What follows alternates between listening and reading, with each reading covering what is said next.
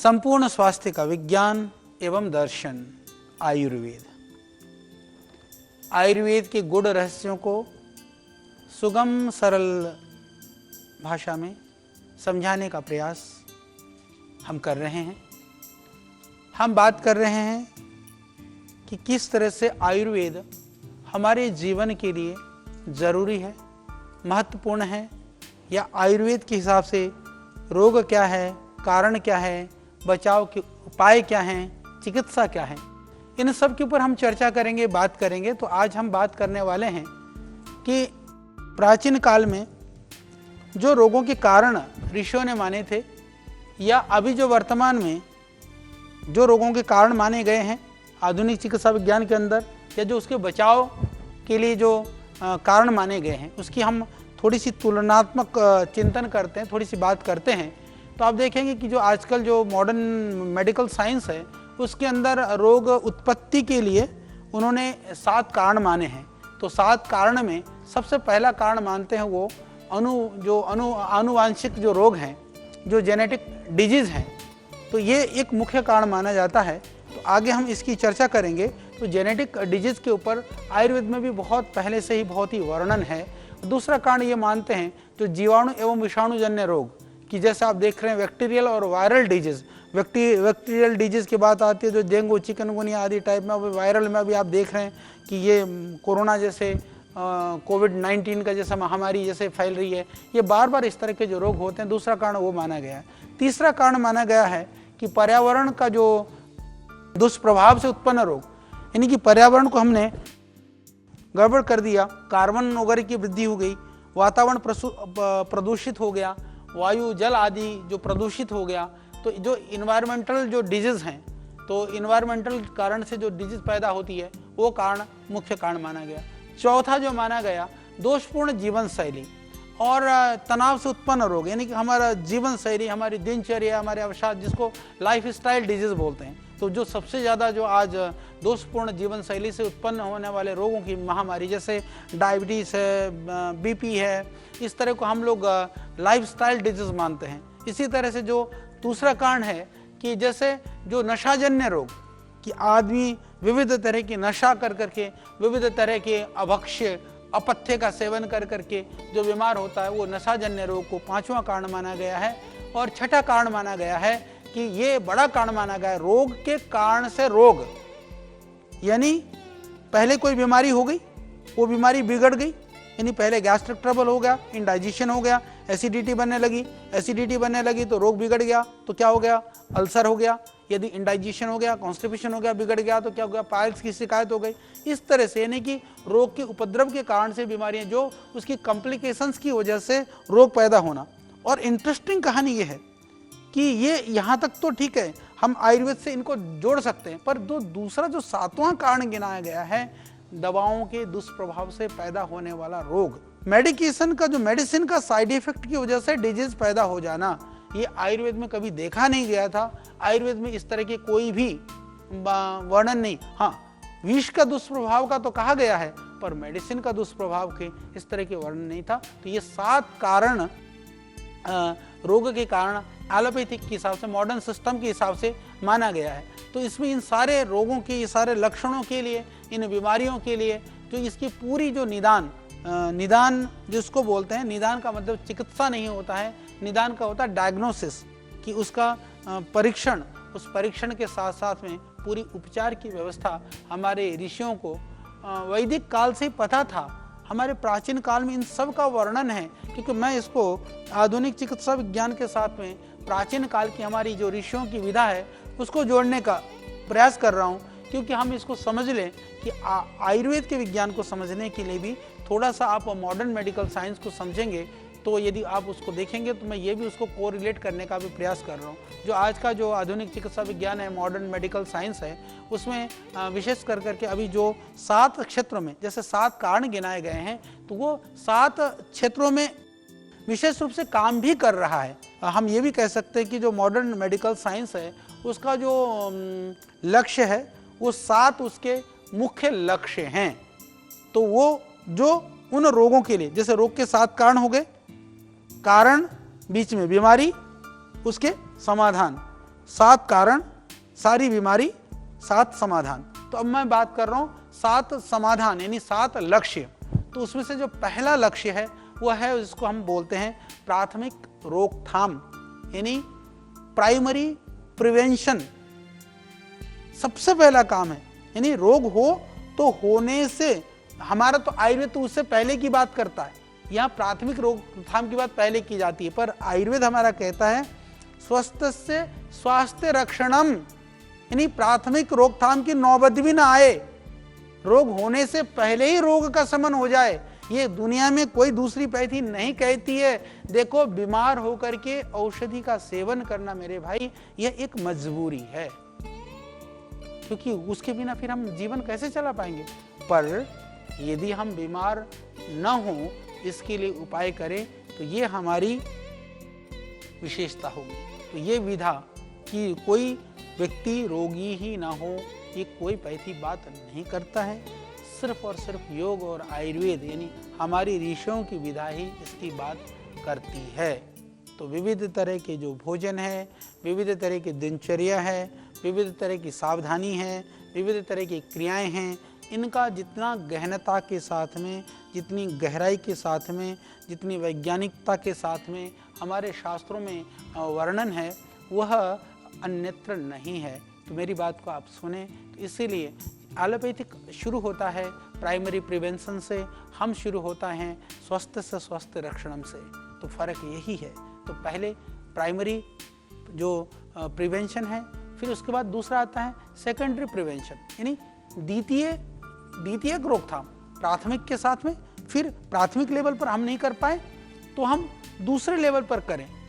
तो secondary prevention के अंदर 2 चीज आती हैं, एक तो सेकेंडरी प्रिवेंशन हो गया, फिर तीसरा आता है हम कंट्रोल करें, यानी कि उसके बाद सेकेंडरी में भी नहीं हुआ, वैसे ही ठीक नहीं हुआ, तो अब कंट्रोल करने के उपाय करें। जैसे अभी प्राइमरी प्रिवेंशन हो गया, एक तरफ से लॉकडाउन कर दिया। सेकेंडरी प्रिवेंशन हो गया कि आप बिल्कुल ही और सावधानी बरतिए, नहीं हुआ तो फिर अब किसी तरह से इसको कंट्रोल किया जाए कि और रोकने का उपाय किया जाए। फिर नहीं हुआ तो चौथा होता है जिसको बोलते हैं उपचार यानी क्योर। तो ये चार लक्षण से ये चार कारण हुए। पांचवा हुआ एक्यूट मैनेजमेंट। एक्यूट मैनेजमेंट के बाद में जो रिहेबिलिटेशन जिसको हम बोलते हैं पुनः-स्थापन। तो रिहेबिलिटेशन के बाद में फिर 7वां होता है, हम कहते हैं जिसको शमन चिकित्सा यानी पैलिएशन का। तो पैलिएशन यानी कि पूरी तरह से उसको रोग को शांत करने के हिसाब से जो उपाय हो सकते हैं। यदि मैं बात करूं कि यदि हम चिकित्सा के इन 7 क्षेत्रों को जो आधुनिक चिकित्सा विज्ञान में जो इन लोगों ने जो लक्ष्य रखे हैं, उन लक्ष्यों को यदि मैं बात करूं, आयुर्वेद जो हमारी परंपरागत चिकित्सा है, योग की बात है, प्राकृतिक चिकित्सा है, यदि हम इसको बहुत ही तुलनात्मक और गहरे रूप में यदि हम अध्ययन करते हैं तो निश्चित रूप से हम इस निष्कर्ष पर पहुंचते हैं कि इसमें जो हमारी प्राचीन पद्धतियां हैं वो कहीं ना कहीं आगे से, मॉडर्न से बहुत आगे हैं। सिर्फ एक ही चीज़ में मैं फिर बार बार कहना चाहूँगा, मॉडर्न सिर्फ एक चीज़ में आगे है, वो है एक्यूट मैनेजमेंट। वहाँ आज हम पिछड़े हुए हैं। आयुर्वेद में कहीं एकदम एक्सीडेंट हो गया, सर फूट गया, हाथ पैर टूट गए, क्षमा करिएगा, तो सबको एलोपैथिक चिकित्सा ही करनी पड़ेगी। आयुर्वेद में एकदम सर्जरी की वो व्यवस्था नहीं है, एक्यूट मैनेजमेंट नहीं है। हालांकि मैं एक बात और कहना चाहता हूं कि जो एक्यूट मैनेजमेंट में जितने भी जो शल्य क्रियाएं आदि का प्रयोग होता है वो कोई पैथी नहीं है, क्योंकि हमारे चरक आदि जो सुश्रुत आदि जो ऋषियों ने प्राचीन काल में जिस शल्य की बात की है, जो आज भी शल्य के जो जनक हैं, भीष्म पितामह हैं, वो ऋषि चरक को मानती है पूरी दुनिया।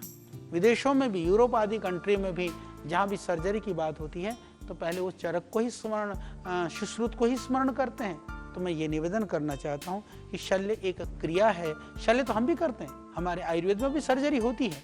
हमारे यहाँ इस तरह के क्रॉनिक और छोटे केसेस आते हैं, विशेष करके जो फिस्टुला वगैरह के, पायल्स वगैरह के, जो कई बार सर्जरी होने के बाद भी जिनका दोबारा वो रिलैप्स कर जाता है, वो भी हमारे पास आते हैं।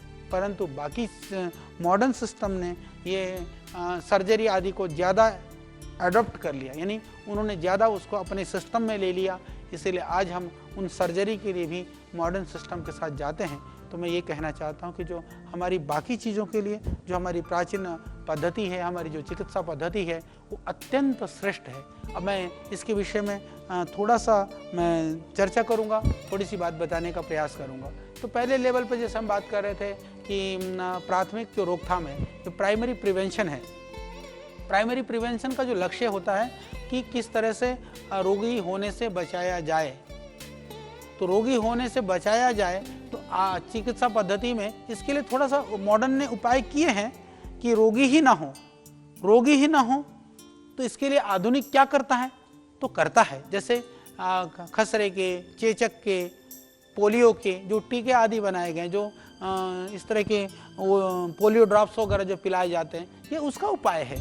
तो निश्चित रूप से इसको प्राइमरी प्रिवेंशन के लिए बचपन से लेकर के कुछ विशेष परिस्थितियों में विशेष तरह के जो इंजेक्शन वगैरह हैं, टीकाकरण वगैरह हैं, इस तरह के अलग अलग उपाय अपनाए जा रहे हैं। तो निश्चित रूप से यदि आरोग्य की दृष्टि से देखें तो ये बहुत कारगर तो नहीं है, पर पोलियो है, चेचक है, हेपेटाइटिस है, इसमें ये अत्यंत लाभकारी है। मैं ये कहूँ कि इसकी वजह से हम बहुत सारी बीमारियों से बचे हैं, परंतु कई बार लगाने के बाद में वो चीज़ निष्फल हो जाती है। पर हम जब उसके अधिकता से यदि वो लाभ करता है तो हम उसको लाभकारी मानते हैं। परंतु हम, जैसे मैंने पहले भी कहा कि यदि योग की बात करूं, आयुर्वेद प्राकृतिक चिकित्सा की बात करूं, तो हम कह सकते हैं कि ये चिकित्सा पद्धति होने के साथ साथ में ये मूलतः श्रेष्ठ और वैज्ञानिक जीवन पद्धति हैं। इसको हमें कभी नहीं भूलना चाहिए, क्योंकि जो आधुनिक चिकित्सा पद्धति है, आधुनिक जो दवा है, कभी भी ये हमारी जीवन पद्धति नहीं हो सकती है। यानी प्राइमरी प्रिवेंशन में भी यदि हम उसको जीवन पद्धति से जिस चीज़ को ठीक कर सकते हैं, वो पार्ट बहुत बड़ा है। प्राइमरी प्रिवेंशन के अंदर जिन चीज़ों से हम कुछ रोगों को ठीक कर सकते हैं, उसका प्रतिशत कम है। यानी कि पोलियो होता था हजारों को, शायद करोड़ों की आबादी में कई हजारों को हो जाए, तो उससे हमने प्रिवेंशन से रोका। जो हमारी जो प्राइमरी जो प्रिवेंशन है, उसके तहत हम शुगर को रोक सकते हैं, हम बीपी को रोक सकते हैं, इस तरह के न जाने हम कितने रोगों को रोक सकते हैं। तो ये किससे रोकेंगे? हम अपनी जीवन पद्धति से रोक सकते हैं।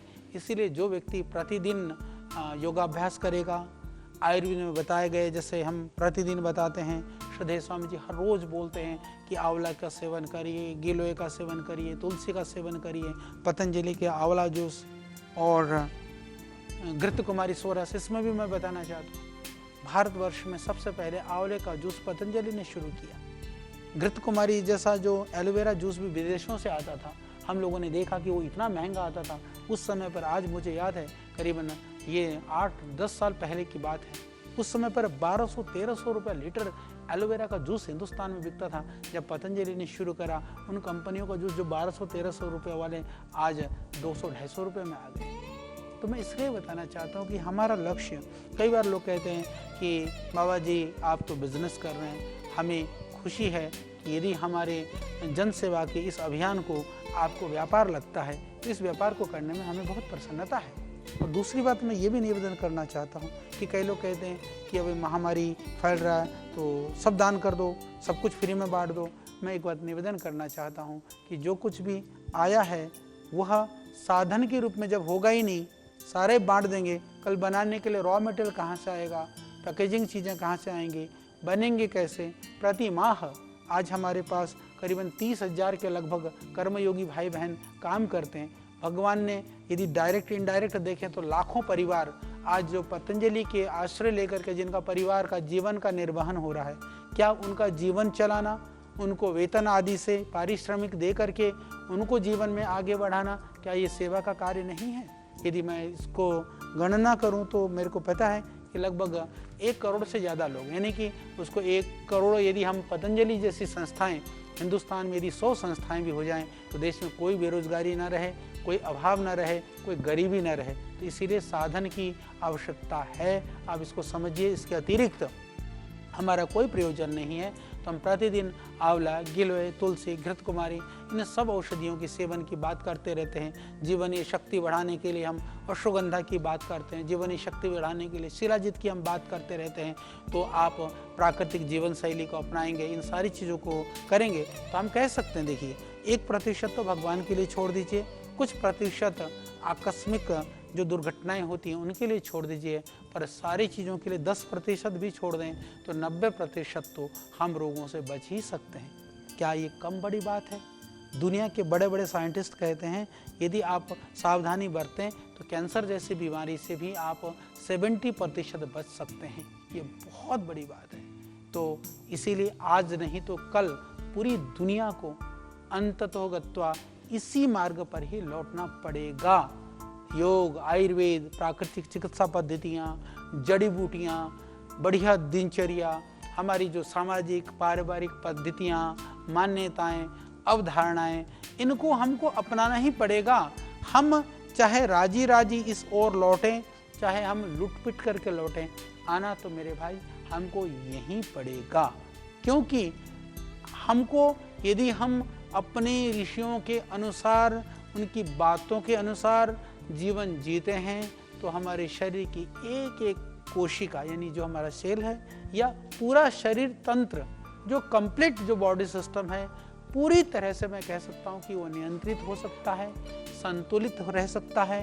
और आदमी दीर्घायु तो होगा ही होगा, शतायु भी होगा, और शतायु होने के साथ साथ में वह, मैं कहता हूँ कि वो मृत्युंजयी भी हो सकता है, यानी कि बहुत क्रिटिकल स्थिति के बिना वो कभी भी मरेगा नहीं। तो इसीलिए हमारे यहाँ प्राण की साधना, प्राणायाम, और इसी को फिर हमने कहा कि ब्रह्म की उपासना, साधना, यूं कहे कि ब्रह्मचर्य से मृत्यु के भी पार जाने की प्रक्रिया हमारे ऋषियों ने, हमारे पूर्वजों ने हमें बताई थी। आज की भागम भाग की जिंदगी में, आज की ये तनाव भरे माहौल में, आज तो पहले जब हम मैं देखता हूँ बहुत सारे भाई बहनों को, पहले कहते थे कि समय नहीं है, समय था ही नहीं किसी के पास, अब कहते हैं समय कटता ही नहीं है।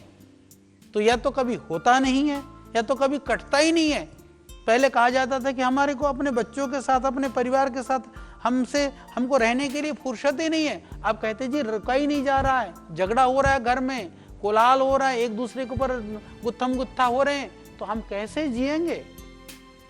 हम शायद जीवन को नहीं जी रहे हैं, जीवन की विषमताओं को, जीवन के संघर्षों से भागने के लिए हम बहाना तलाश रहे हैं। पर जो हमारी परंपराओं के हिसाब से जिएगा, योग आयुर्वेद की परंपरा में ऋषियों ने जो हमारे लिए कहा है, हमारी जो एक एक मृत्यु के पार जाने की जो प्रक्रियाओं को भी जो बातें बताई हैं, शरीर की जो हमारी एक एक जो कोशिका है, हमारी शरीर के अंदर जो ऊतक है, आंतरिक जो अवयव हैं, लेकर के जो पूरे शरीर तंत्र के अंदर में जो सब कुछ जो क्षरण हो रहा है, उसको योग आयुर्वेद प्राकृतिक जो चिकित्सा है, उससे हम जो डिजनरेशन हो रहा है पूरा, उसको हम रोक सकते हैं।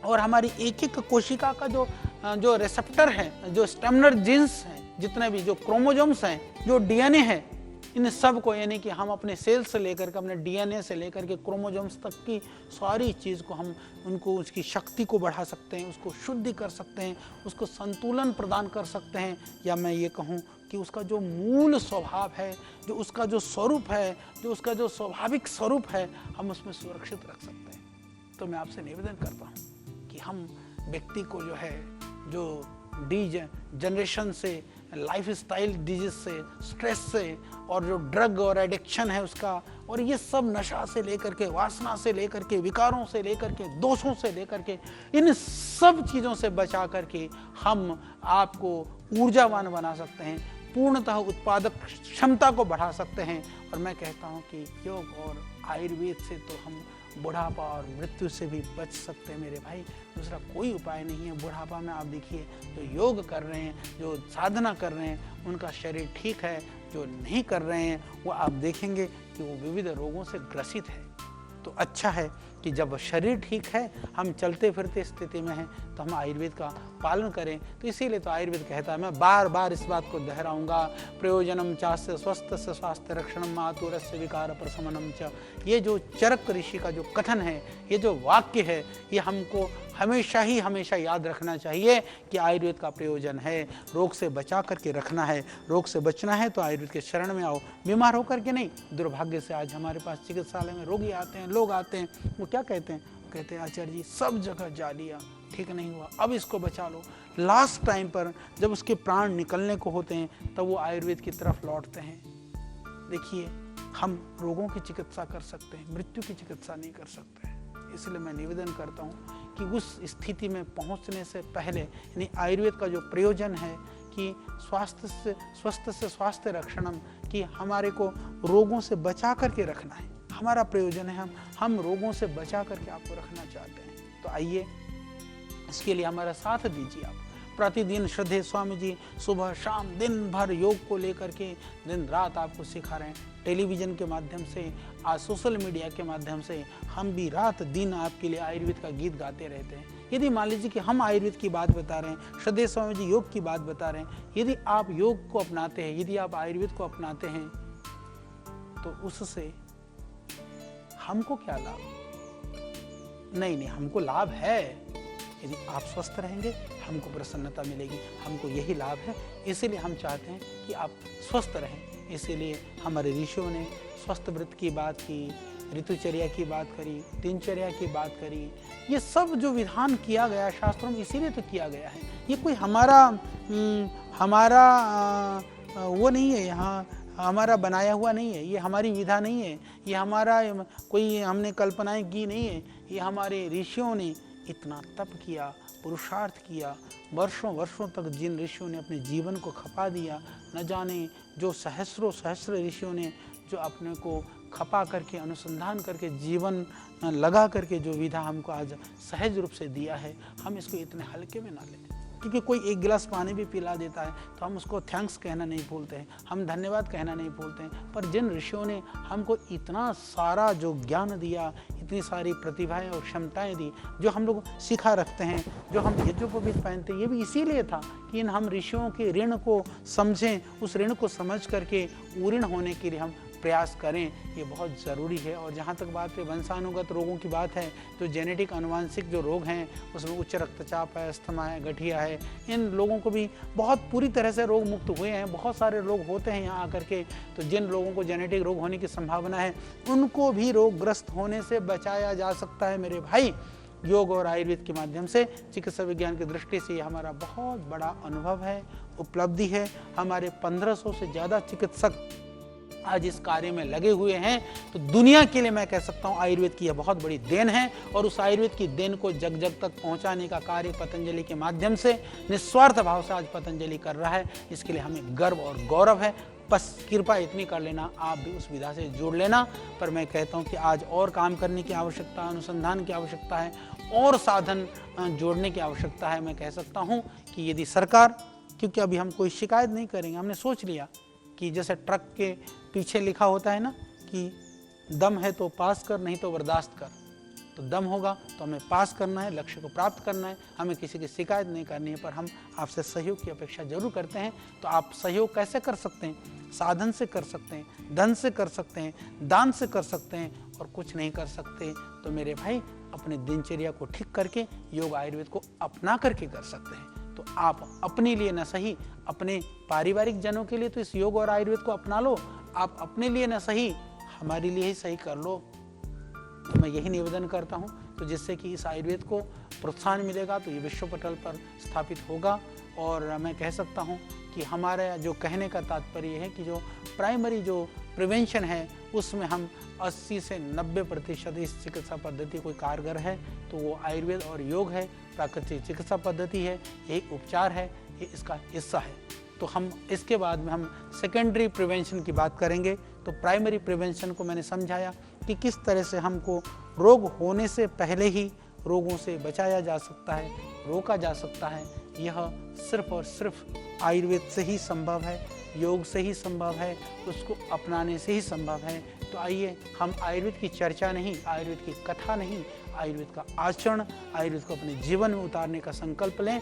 और हमारा सौभाग्य है, आपकी नई पीढ़ी का सौभाग्य है, श्रद्धेय स्वामी जी जैसे व्यक्तित्व इस समय हमारे इस देश में हैं और पतंजलि जैसी संस्थाएं आपकी सेवा के लिए, चाहे कितनी भी प्रतिकूलताएं हों, कितने भी संघर्ष हो, पर हम पूरी जी जान से जुटे हुए हैं। तो आइए तो हम प्राइमरी प्रिवेंशन यानी पहले लेवल पर, प्राथमिक लेवल पर ही इन रोगों को बढ़ने से रोक सकें, समूल समाप्त कर सकें। तो कल हम चर्चा करेंगे सेकेंडरी प्रिवेंशन के ऊपर, द्वितीय रोकथाम के ऊपर। तब तक आप संकल्प लीजिए, योग और आयुर्वेद को आज से ही करना शुरू कर दीजिए। धन्यवाद।